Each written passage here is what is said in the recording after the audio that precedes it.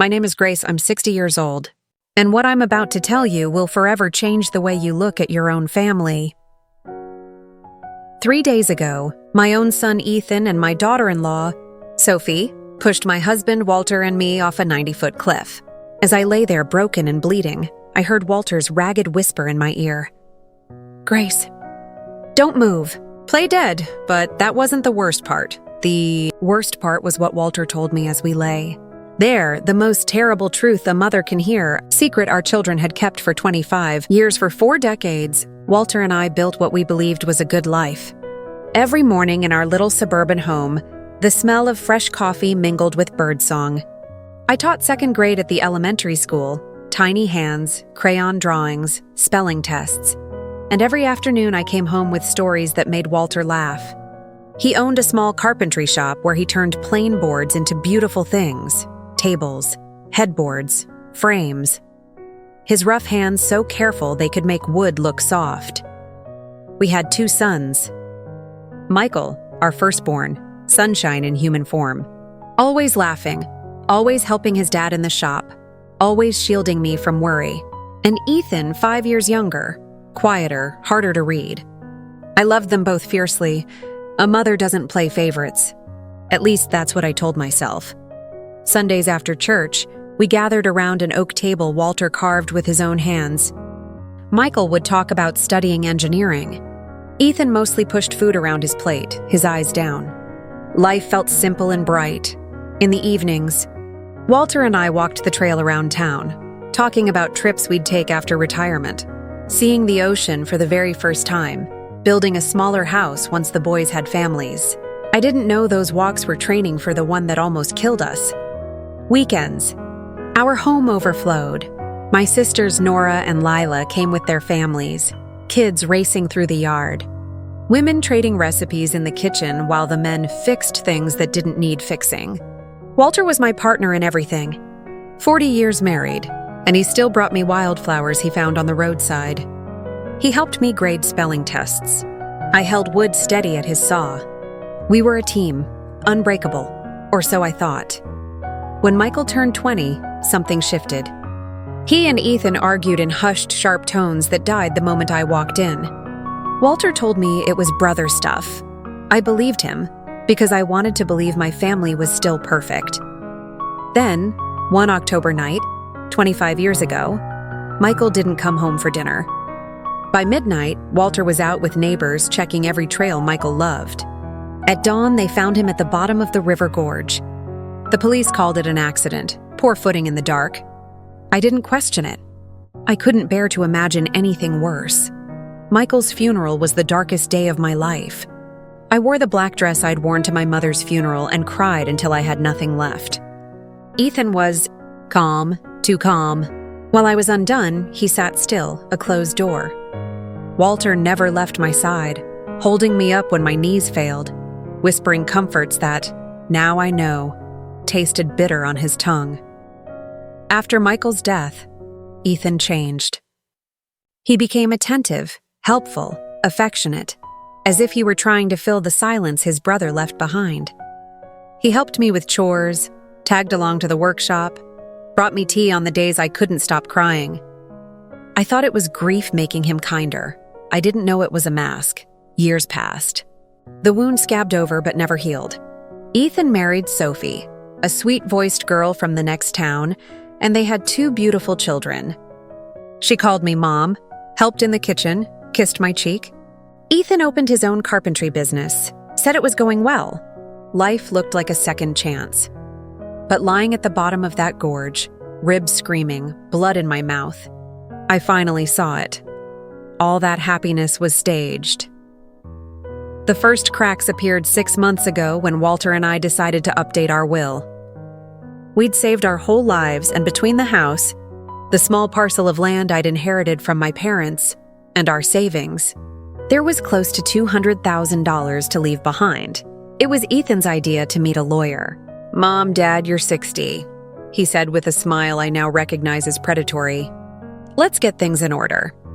Sophie nodded, warm palms around my fingers. "We love you. We just want you protected." Our longtime attorney, Mr. Chambers, laid out options. Put everything in a trust, divide among the grandkids, or a simple will. Ethan pushed for naming him and Sophie as sole heirs, promising they'd handle the distribution fairly. "You'll need us when you're older," he said. "It's smarter for us to have access to resources to care for you." The way he said resources made something in me flinch. Walter, always more trusting, thought it sounded practical. I remembered Michael promising years ago that he'd take care of us when we were old. But Michael was gone and Ethan was our only living son. We signed on a Tuesday. Sophie wore a green dress and hugged me, whispering, "Now we're officially united. Forever." I felt a chill. Ethan shook Walter's hand, his smile never touching his eyes. That night, stirring soup at the stove, a knot tightened in my stomach that wouldn't come loose. After that, their visits changed. They came often, always with suggestions. "Sell the house, move somewhere smaller," Sophie said, eyes skimming our furniture like price tags. "We'll help you find a nice apartment." But our house wasn't just walls. It was memories. The kitchen where we fed everyone we loved. The workshop where Walter's hands made beauty. The yard where our boys and grandkids ran till dusk. "We'll stay," I said. Ethan's face flickered. Irritation, gone as quickly as it came. "Mom, be reasonable," he said in a tone he'd never used on me. "This place is too big for people your age." "What if you fall?" "We won't get there in time," Sophie chimed in. "And the upkeep, it must be expensive. Better to sell while the market's good. Smarter." Walter started to consider it. Logic had always swayed him. But I couldn't shake the feeling that something else was driving their urgency. Then Ethan suggested power of attorney. "Just in case," he said, while Sophie brewed tea like it was her kitchen. "If one of you gets sick, we can manage things without a legal mess." It sounded sensible. It felt wrong. That night I called my sister Nora, the one with good instincts and a sharper eye than mine. When I told her about the pressure, she went quiet. "Grace, doesn't it seem odd that Ethan is so eager to control your money? Isn't his business doing well? Why does he need so much access?" Her words hit like a slap. She was right. Ethan never asked us for help. He never looked strapped for cash. So why this? That afternoon, when Ethan came by for another future talk, I asked, "Son, why is it so important to you to control our finances? Your father and I are in our right minds." Something flashed in his eyes, cold, calculating, gone in a blink. "It's not control, Mom, it's love. It's responsibility." The way he said responsibility landed like a threat. Sophie slipped in, soft voice, firm edge. "We just want what's best for you. It hurts to watch you worry about things we could handle." When they left, Walter and I had our first real argument in years. He said I was being paranoid. I said something was off, that Ethan had changed too much. "Do you remember what he was like before Michael died?" I asked. There was something in him, something that scared me. Walter set down the plate he was washing and looked at me, truly looked, like he'd been waiting for me to ask. A shadow moved across his face. "Grace," he said, voice low, "there are things about Michael's death I never told you." My heart slammed against my ribs. "What things?" Walter sank into a chair at our kitchen table, the same table where Michael did homework and Ethan kept silent. He rubbed his face like he could scrape the past off. "The night Michael died," he began, voice breaking. "Ethan wasn't in his room studying. I saw him leave around 8. I followed him. He'd been different, angry, resentful. I found them at the gorge, screaming, the world tilted." "About what?" Walter's eyes filled, the tears he didn't shed at our eldest son's funeral. "The inheritance," he said. Ethan was furious Michael would inherit more by tradition. And there was something else, money. Michael had found money missing. "What money?" My voice was barely a breath. 3 days before he died, Walter said, Michael came to the workshop with bank statements. He'd discovered Ethan had been stealing from the family savings. Small amounts at first, then bigger. Michael had proof. He'd been investigating for months. I staggered to the counter, holding on. "Why didn't you tell me?" I whispered. Because when I reached the gorge, Walter choked. It was too late. I saw Ethan standing over Michael's body. He was shaking, crying. It was an accident, he kept saying. He slipped. I tried to stop him. He begged me to help him. And you believed him. It wasn't a question. He was my son, Walter said, guilt cutting every word. Michael was gone. I couldn't bring him back by destroying Ethan. I wanted to believe it was an accident. He promised to pay back the money, said it was a failed investment, swore he'd change. I believed him. I pressed my hand to my mouth. Did he ever pay it back? Walter's eyes told me before his voice did. No, he kept taking small amounts. And I kept quiet because admitting it meant admitting I'd helped cover a crime.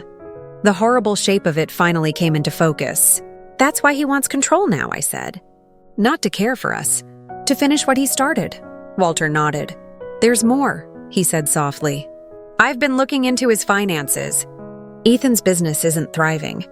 It's failing. He owes over $100,000, banks, suppliers.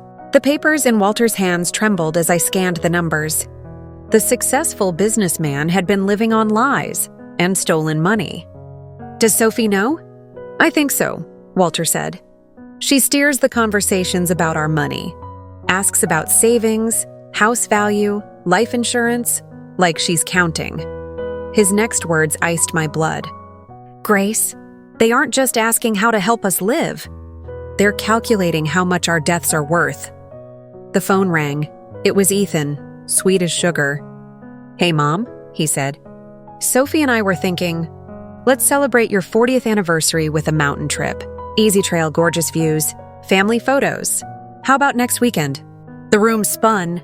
Walter stared at me, face drained. That's thoughtful, I managed. Let us think on it. We'll call tomorrow. I hung up and looked at Walter. We didn't have to say it out loud. They were inviting us to our own execution.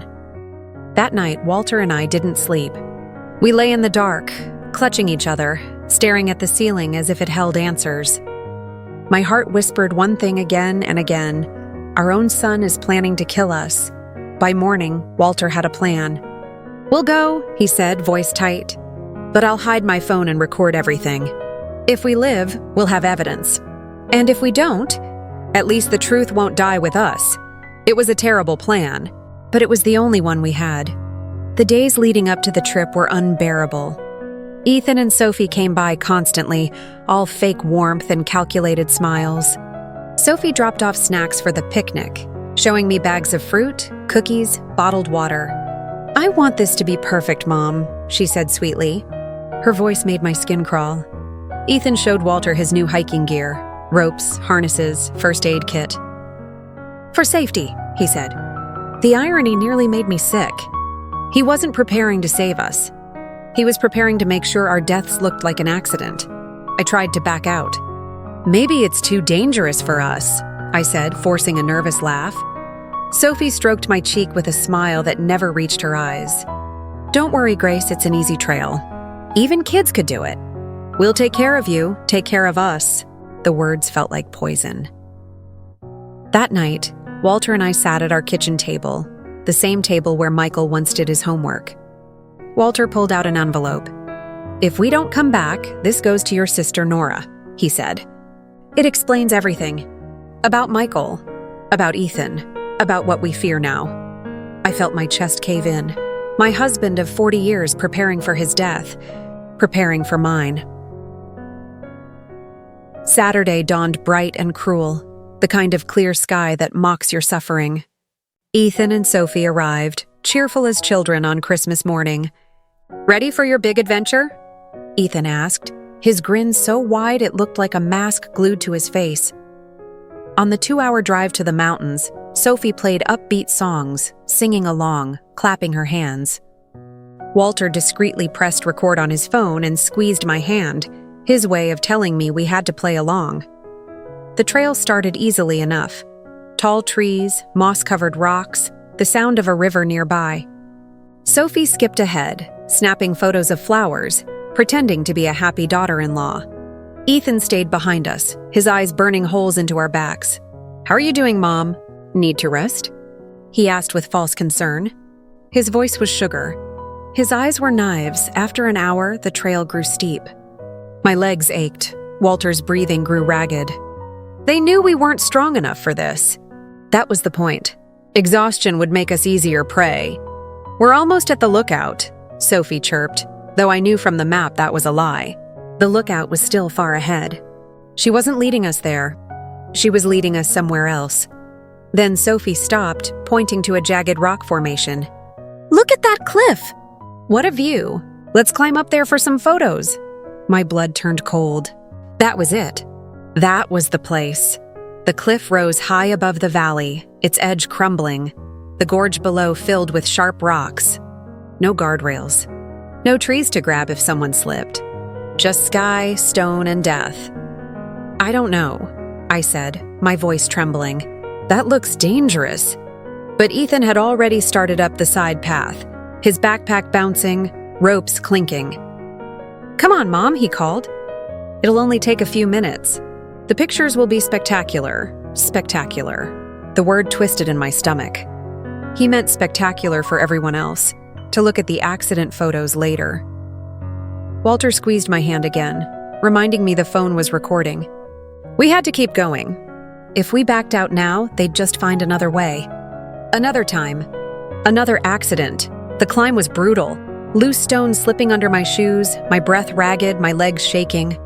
Ethan's hands on my arms as he helped me felt more like the claws of a vulture than the grip of a sun. At the top, the view stretched for miles, mountains in the distance, the river winding below. Under any other circumstances, it would have been breathtaking. Instead, it was the stage for our execution. Stand closer to the edge, Sophie called, raising her camera. I want the valley in the background. Walter and I stepped back slowly, the abyss yawning behind us. Ethan moved into position, his eyes calculating every angle. Sophie's voice lost its sweetness. Smile, she said coldly. This is going to be your last photo. Ethan lunged forward, his arms outstretched, ready to shove us into the void. But Walter, my quiet, gentle Walter, moved faster than I'd ever seen him. With a roar that came from deep inside, he grabbed Ethan's wrist and yanked him forward. If we're going to die, you're coming with us. For one horrifying second, all four of us, Walter, Ethan, Sophie, and me, clung to each other in a twisted, frantic struggle at the edge of the cliff. Sophie screamed. The rocks crumbled. Gravity won. We fell. The air rushed past my ears, a deafening whistle. My stomach lurched, my heart thundered. I thought of Michael, my sweet firstborn, and how he must have felt in his final moments, shoved to his death by the brother he trusted. The impact was like being hit by a speeding car. My bones cracked, pain seared through my body, blood filled my mouth. The world blurred. I thought it was the end, but then I heard it, Walter's voice weak but urgent. Grace, don't move. Play dead, I froze. Every muscle screamed in agony, but I forced myself to lie still. My chest rose in the shallowest of breaths, my eyes half open, unblinking. A few feet away, Sophie groaned. Ethan, my leg. I think it's broken. Ethan's voice came, ragged, furious. Are you okay? Her reply cut me like glass. What about the old people? Old people? Not Mom, not Dad, just obstacles. They're dead, Ethan said after crawling closer to us. Eyes open, not breathing. Relief surged through me. He believed it. Perfect, Sophie whispered, her voice dripping with satisfaction. Just like we planned. Now we don't have to pretend anymore. Their words burned into my soul. They weren't shocked. They weren't panicked. They were pleased. Remember the story, Ethan muttered. We were taking pictures, Dad slipped, pulled Mom with him. We tried to help, but we fell too. Got it? Sophie laughed bitterly. I've practiced it 100 times. Poor us, traumatized survivors of a family tragedy. I wanted to scream, to tear off the mask of death and show them I was alive. But Walter's whisper echoed in my mind. Play dead. Their voices grew fainter as they crawled away, searching for help. Only when silence returned did Walter whisper my name. Grace, are you alive? Yes, I breathed, every word soaked in pain. Alive, barely, Walter groaned. My leg is broken. Ribs too, I think. I can't move my arm, I whispered, my body trembling. But we were alive. Against all odds, we were alive, and we had heard everything. The silence of the gorge pressed in, broken only by our ragged breathing and the distant echo of Ethan and Sophie dragging themselves away. Walter's voice came to me through the darkness. Weak, trembling, Grace. Before it's too late, you need to know the truth about Michael. My chest tightened. My heart hammered harder than the pain in my ribs. The truth? I whispered. Walter, what truth? He groaned as he shifted against the rocks. That night, 25 years ago, the night Michael died, I followed Ethan. I froze. My blood turned cold. I saw them fighting at the gorge. Walter continued, his words halting, heavy with guilt. Michael had discovered Ethan stealing money from us. He had proof, papers, bank statements. He confronted him. They screamed at each other. And then, Walter's voice cracked. Ethan shoved him, deliberately. I saw it with my own eyes. Tears streamed into my hairline as I lay helpless on the stones. My sweet boy, my firstborn, my protector, murdered by his own brother. You never told me, I whispered, my voice breaking. Walter sobbed, his shoulders shaking, because when I reached Ethan, he was crying, swearing it was an accident, begging me not to ruin him. And Michael was already gone. I thought, if I protected Ethan, at least I wouldn't lose both sons in one night. I wanted to scream, to curse him, to claw at the sky, but I couldn't. My body wouldn't let me. And deep down I understood. Walter had carried this torment for 25 years, a prisoner of his own silence. Before I could speak again, distant voices pierced the air, shouts, the crack of branches, the metallic clinking of rescue equipment. They're down here. Ethan's voice cried out, breaking into feigned sobs. Please, help! My parents. They fell. The performance was flawless. If I hadn't known the truth, I might have believed him. Sophie's voice followed, high and trembling. It all happened so fast. We tried to save them. The rescuers shouted back. Ropes dropped. Boots scraped rock. Soon, strangers in helmets and harnesses were kneeling beside us. This one's critical but alive, a medic said over Walter. Then another leaned close to me, pressing fingers against my neck. The woman's pulse is faint. She's barely holding on. Perfect. They believed I was dying. The act was working. As they strapped us to stretchers, I fought every instinct to open my eyes and beg for help. Instead, I stayed still, my body a mask of death. Above, I heard Sophie sobbing to the rescuers, her voice dripping with counterfeit grief.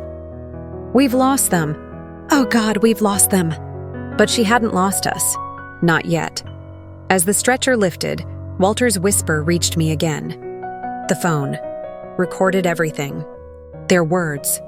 Their plan. If we survive, the truth will finally come out. And for the first time in decades, I felt the faintest spark of hope. The helicopter blades thundered above us, whipping the air into chaos. Medics shouted orders, tubes and masks covered my face, but I stayed limp, lifeless. If I moved, if I spoke too soon, Ethan and Sophie would finish the job.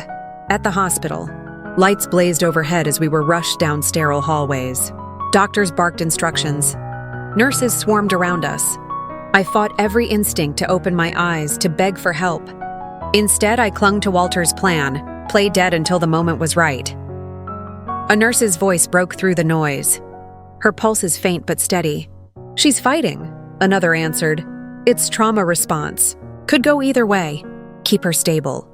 Through my half-shut lids, I caught glimpses. White coats, IV bags, machines beeping steadily. And then I heard them. Footsteps. Whispers. The snakes had slithered back in. Ethan's voice, low and syrupy at my bedside. Mom, if you can hear me, I want you to know I love you. I'm sorry. His tone was poison disguised as honey. I willed myself not to recoil when his hand touched mine. Then he leaned closer, his breath hot against my ear. His whisper pierced me like a knife. "You should have stayed quiet, Mom. Some truths are better left buried." Just like Michael, my heart seized. He had said it. Michael's name. The truth. A nurse standing nearby froze, her eyes wide. She'd heard him. She knew. Sophie's voice chimed in, fake tears coating every word. "Grace, you've been like a mother to me. We'll never forget you." Liar. The only thing she wanted was the inheritance she thought I'd taken to my grave. When they finally left, the young nurse came back to my side. Her badge read Inez. She leaned down, pretending to check my IV, and whispered so softly only I could hear, "Ma'am, if you're in danger, give me a sign." My whole body trembled. Slowly, painfully, I moved my finger once. Then again, Inez gasped, covering it quickly with a cough. "Oh my God, you're pretending." I moved my finger 3 more times. Yes, yes, yes. Her eyes filled with resolve. "Don't worry, I'll get help. You're safe now." For the first time since the fall, I let myself believe it. We might survive, not just alive, but with the truth on our side. Minutes felt like hours as I lay there, clinging to the thread of Inez's promise. Then footsteps. Heavier, more deliberate this time. Voices low, calm, professional. "Detective Carter? Police?" one said. "We're here," Inez returned, her eyes steady with purpose. Behind her stood 2 officers and an older doctor. He leaned close to me. "Ma'am, you're safe now.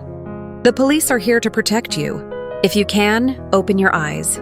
With every ounce of strength left, I let my lids flutter. The harsh hospital light blurred into focus. The doctor nodded. The officers stiffened. Relief filled Inez's face. "Can you tell us what happened?" Detective Carter asked gently. My voice rasped, raw as sandpaper. "My son, Ethan, his wife, Sophie, they pushed us. Off the cliff." The words cut through the room like lightning. The detective didn't flinch. "Do you have proof?"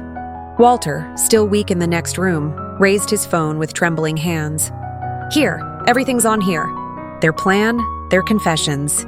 The detective's eyes lit with grim satisfaction. "That's enough." Downstairs, Ethan and Sophie sat in the waiting area, pretending to be the grieving children. Sophie dabbed fake tears with a tissue. Ethan spoke in hushed tones to a sympathetic nurse. To anyone watching, they were the victims of tragedy. They never saw the officers circle behind them. "Ethan Black, Sophie Black," the lead officer said firmly. "You are under arrest for the murder of Michael Black and the attempted murder of Grace and Walter Black." The words dropped like stones into silence. Sophie gasped, clutching her chest. "What? No! We're the victims. They died in an accident. They're alive," the officer replied coldly.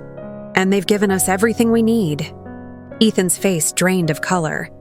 "That's impossible. We saw them die." They were dead. His outburst sealed his fate. Another confession, this time in front of witnesses. Chaos erupted. Sophie shrieked, turning on Ethan. "This was your idea." "I didn't want any of it." "You planned everything." "You liar," Ethan roared, his mask of calm shattering. "You're the one who pushed for the cliff. You wanted the inheritance more than I did." Their alliance crumbled in seconds, each throwing the other under the bus, their voices echoing down the sterile hospital corridors. Detective Carter watched with quiet certainty, every word recorded, every accusation another nail in their coffin. Back upstairs, Inez squeezed my hand. "It's over," she whispered. "They'll never hurt you again."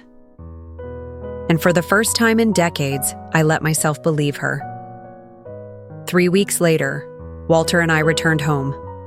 Our bodies were stitched, bandaged, braced, but it was our souls that bore the heaviest scars. The house was frozen in time, just as we had left it that morning of the hike. Breakfast dishes in the sink, the bed unmade. A vase of flowers Ethan had brought already withered and gray. "Do you think we'll ever feel normal again?" I asked Walter as we lay in our bed that first night back. He pulled me close with his good arm, kissed my forehead, and whispered, "I don't know, Grace, but we're alive. And for the first time in 25 years, we don't have to live with lies." The trial came 6 months later. The courthouse buzzed with reporters calling it the most horrific family betrayal of the decade. I took the stand, staring straight at Ethan, the boy I had once cradled in my arms, now a hollow stranger. His eyes held no remorse, only cold defiance. My voice trembled at first, but grew stronger as I recounted every detail.